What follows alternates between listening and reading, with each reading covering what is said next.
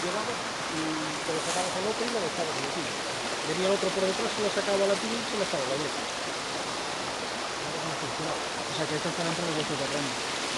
Sí, esta es una finca. Y luego tenía ya la finca. Detrás de este muro, ¿no?